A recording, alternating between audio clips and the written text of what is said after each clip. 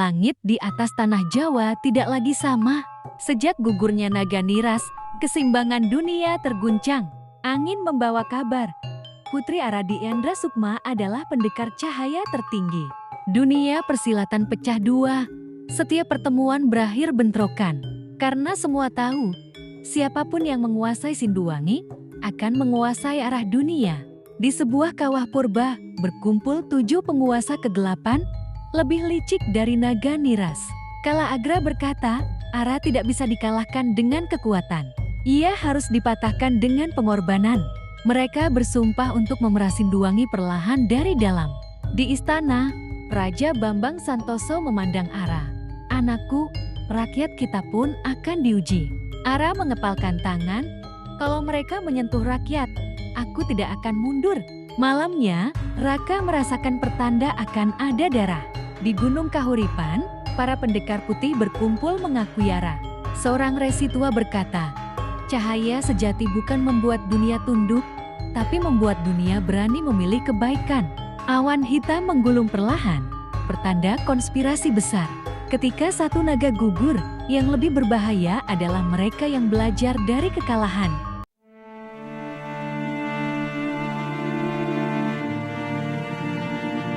Di tanah Jawa, yang telah diguncang pertarungan besar, nama Putri Ara Diandra Sukma kini menggema ke seluruh penjuru dunia persilatan. Ia bukan hanya dikenal sebagai putri kerajaan, tetapi sebagai cahaya yang tak bisa ditaklukkan. Namun para leluhur telah berpesan, semakin tinggi cahaya, semakin panjang bayangannya. Kabut pagi menyelimuti alun-alun kerajaan Sinduwangi. Rakyat membersihkan puing-puing dengan gotong royong. Raja Bambang Santoso berkata, kemenangan sejati bukan saat musuh tumbang, tapi saat rakyat tetap berdiri dengan martabat. Putri Ara berjalan di antara rakyat.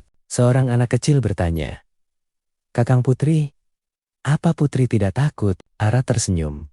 Takut itu manusiawi, tapi kita tidak boleh membiarkan takut mengalahkan kebaikan. Di negeri jauh, para pemimpin golongan hitam berkumpul. Ara tidak bisa dikalahkan dengan kekuatan kasar. Maka, kita harus menyerang bukan tubuhnya, tapi dunia yang ia lindungi. Di sisi lain, para pendekar putih juga terbelah. Seorang pendekar tua berkata, jika satu cahaya terlalu terang, cahaya lain akan merasa padam. Raka yang hadir mengepalkan tangan.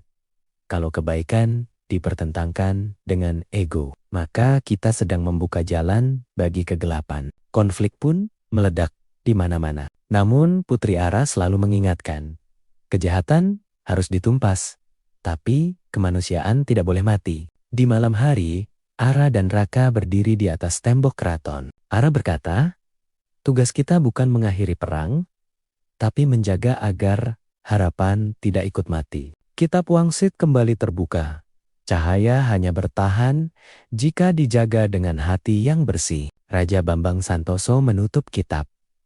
Takdir belum selesai dan Sinduwangi harus siap.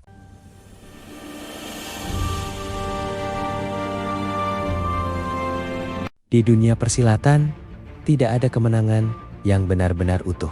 Setiap cahaya yang bersinar terang selalu meninggalkan bayangan yang panjang. Setelah gugurnya naga Niras, dunia menjadi sadar bahwa keseimbangan bisa runtuh kapan saja. Di berbagai penjuru, nama Ara dibicarakan. Ada yang menyebutnya penjaga cahaya, ada yang menyebutnya bencana berkedok putri. Kerajaan-kerajaan mulai bersiap, bukan untuk menyerang, melainkan untuk mengantisipasi Ara. Di balik keraton, Ara duduk sendirian. Dalam batinnya, ia bertanya, aku menang, tapi mengapa rasanya seperti kehilangan sesuatu?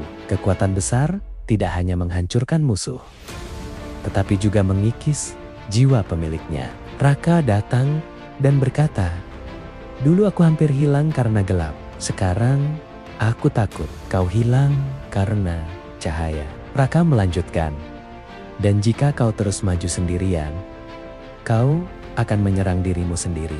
Raja Bambang Santoso memanggil Ara ke ruang rahasia. Ara, leluhur tidak pernah menciptakan penjaga yang abadi. Setiap penjaga suatu hari harus memilih, menjadi simbol atau tetap menjadi manusia. Di tempat lain, Sesuatu yang belum pernah terjadi berlangsung.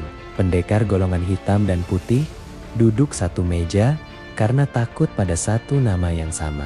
Mereka sepakat bukan membunuh Ara, melainkan mendorong dunia agar Ara terus bertarung sampai ia runtuh sendiri.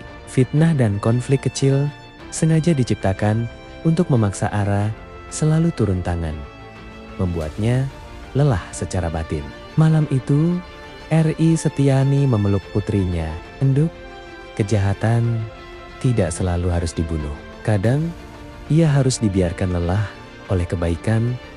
Air mata Ara jatuh. Untuk pertama kalinya sejak lama, ia menangis sebagai anak manusia. Musuh terbesar kerajaan Sinduwangi bukanlah kegelapan, melainkan ketakutan manusia terhadap cahaya yang terlalu terang. Dan selama Putri Ara masih berdiri, konflik ini tidak akan pernah benar-benar selesai.